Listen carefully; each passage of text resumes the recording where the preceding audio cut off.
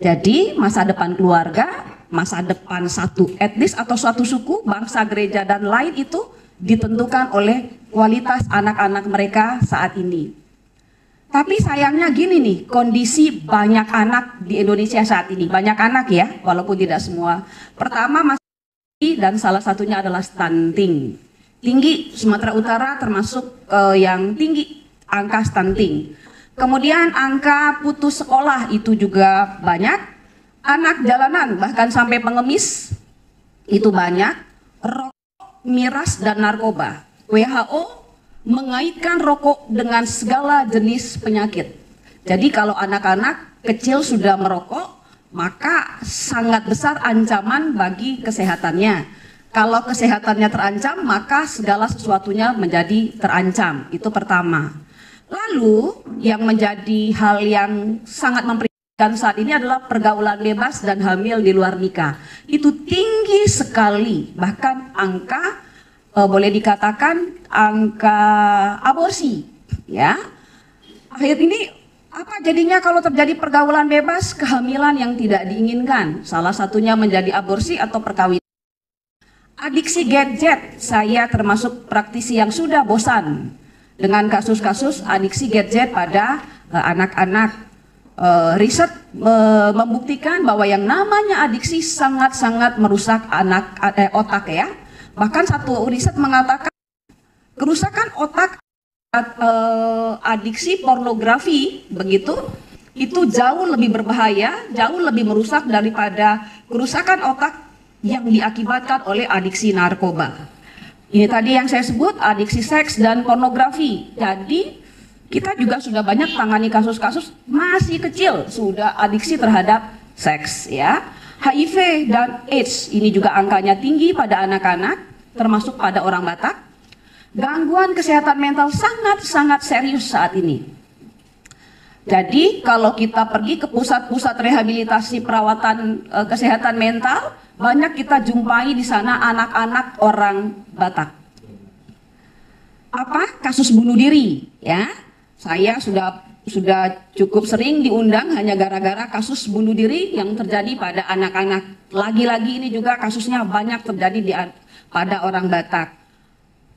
Korban kejahatan seksual ya ini tinggi, lalu juga cukup banyak anak-anak yang menjadi pelaku kejahatan seksual.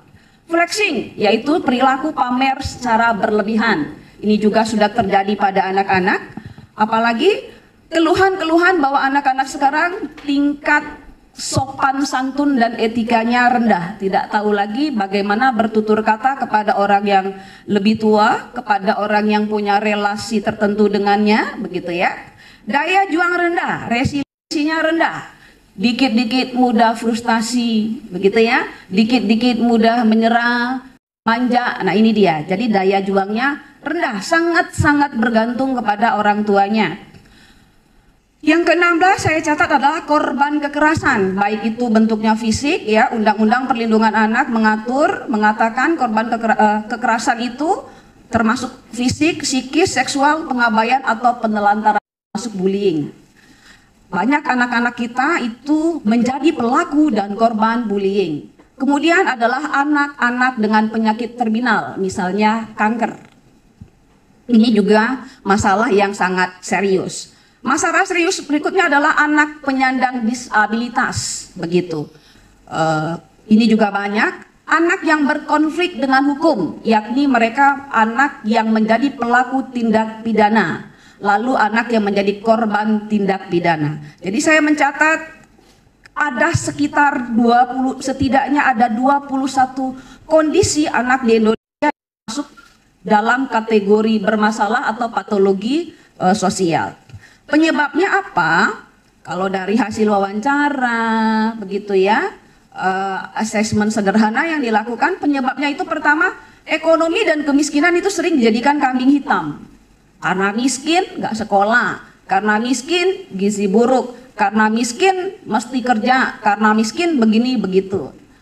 Dan yang mengerikan berikutnya adalah disfungsi keluarga. Tingkat perceraian yang tinggi, itu menyebabkan masalah pada anak, begitu ya.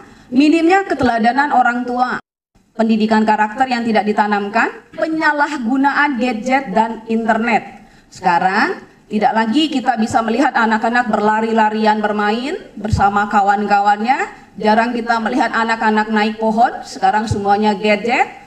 Bahkan di pesta-pesta, bahkan di gereja, supaya anaknya antem, supaya diam, anak itu dikasih gadget. Nggak heran, akhirnya dia masuk dalam kategori adiksi, ya.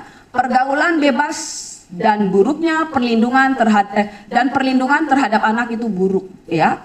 Anak-anak banyak ya, karena pergaulan bebas dibiarkan bergaul tanpa kontrol dari orang tua. Dan buruknya perlindungan terhadap anak, abai terhadap hak-hak anak. Undang-undang sudah mengatur ada hak-hak anak, lingkungan yang sehat, begitu ya, pendidikan, rumah yang aman, itu tidak mereka dapatkan. Lalu masalah penegakan hukum, ini adalah hal-hal yang menyebabkan hal ini terjadi. Kita melihat apa? Saya sendiri melihat paling tidak ada beberapa alternatif solusi yang bisa diambil. Yang pertama adalah penguatan keluarga. Karena anak berasal dari keluarga, ada di tengah keluarga, maka yang pertama kali itu yang dikuatkan harus keluarga. Apa itu? Memastikan pertama bahwa pasangan kekasih benar-benar siap menjadi pasangan suami istri. Banyak orang siap berpacaran tapi tidak siap menjadi istri atau suami seseorang. Menjadi pasangan seseorang, menjadi suami atau istri seseorang berarti ada peran-peran baru yang diambil, dan setiap peran itu menuntut yang namanya tugas dan tanggung jawab. Karena sekarang menjadi istrinya si ini, maka dia menjadi menantunya si itu. Karena dia menjadi suaminya si ini, maka dia menjadi helanya si itu. Nah, kalau ini tidak clear, kalau ini masih masalah, sudah pasti imbas pada anak, gitu ya. Di dalam lapangan kita bisa melihat bahwa kerap kali masalah yang muncul pada anak-anak itu sebetulnya hanya masalah yang muncul di permukaan. Masalah sesungguhnya itu ada di tataran keluarga, ada di tataran pasangan suami istri. Jadi anak hanya sekedar korban dari kedisharmonisan pasangan suami istri, ya, demikian. Kemudian apa? Memastikan pasangan kekasih itu benar-benar siap menjadi orang tua. Tidak ada memang pendidikan formal menjadi orang tua, paling tidak sampai saat ini. Tetapi pendidikan informal untuk menjadi orang tua itu banyak sekali. Dan proses menjadi orang tua adalah proses seumur hidup. Siap nggak jadi orang tua? Kepada teman-teman perempuan, saya suka bilang beranak dan beranak itu adalah dua hal yang berbeda, begitu ya. Nggak mudah menjadi orang tua.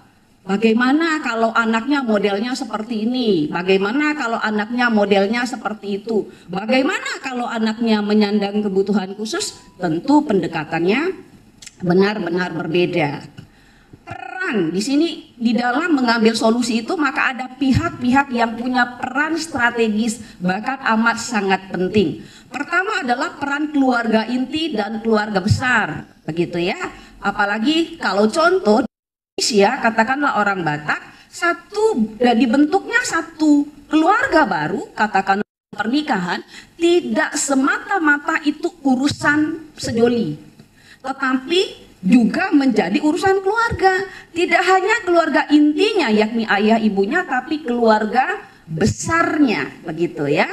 Nah, ini keluarga inti maupun keluarga besar, pastikan ini sudah siap benar-benar menikah atau tidak. Menikah itu tidak hanya cukup dia sudah punya rumah, dia sudah selesai sekian, umurnya sudah sekian. Ada konsekuensi berikutnya, begitu ya. Kemudian peran gereja, saya cukup cerewet bicara kepada gereja, come on gereja, bimbingan dan konseling pranikah itu benar-benar bikin yang bagus, begitu. Pastikan itu siap sesiap-siapnya, begitu. Tidak semata-mata hanya 1-2 kali pertemuan, tetapi itu memang sudah jelas kurikulumnya seperti apa, memantapkan pasangan calon suami istri untuk langkah selanjutnya. Konseling keluarga ini perlu. Gereja perlu memberikan layanan konseling keluarga, begitu ya. Karena seharusnya Gereja punya potensi untuk ini. Kenapa? Kerap kali berkonflik itu anak, istri, suami, umplek di situ semuanya, sehingga memerlukan terapi dan konseling keluarga. Dan sangat bagus jikalau ini difasilitasi oleh gereja. Kenapa? Gereja menurut saya selain punya SDM, dia juga punya dasar yang kuat untuk melakukan ini.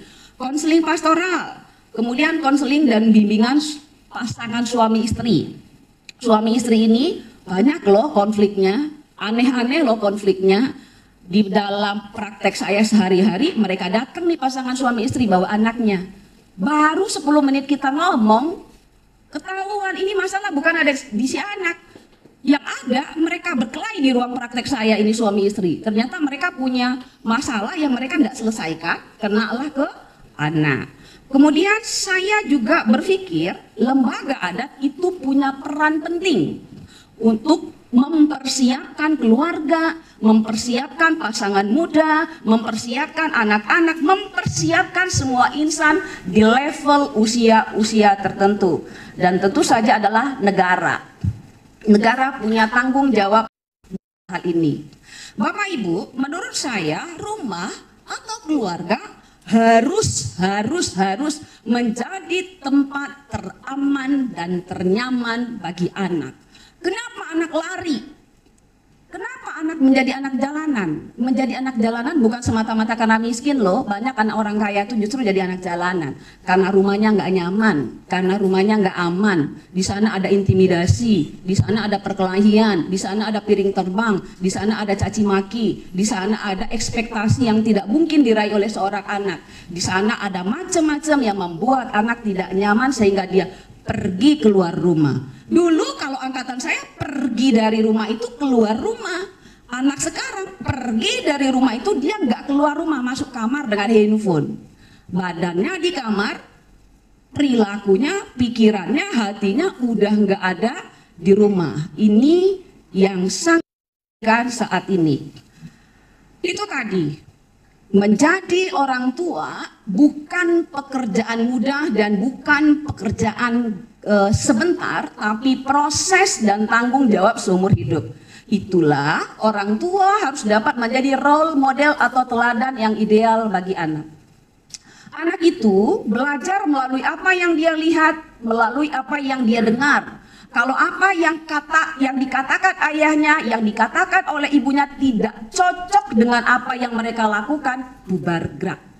Pada saat itu otoritas dan wibawa orang tua hilang. Ketika anak melihat tidak cocok perkataan ayahku dengan perilakunya, tidak cocok didikan ayahku dengan ibuku dengan apa yang dikatakannya. Saat itu hilang sudah kepercayaan anak pada orang tua, hilang sudah wibawa dan otoritas anak kepada orang tua, hingga besok ketika orang tuanya memberikan nasihat tidak ada lagi maknanya buat mereka. Jangan bohong, kata orang tua, tapi mamanya papanya tukang bohong.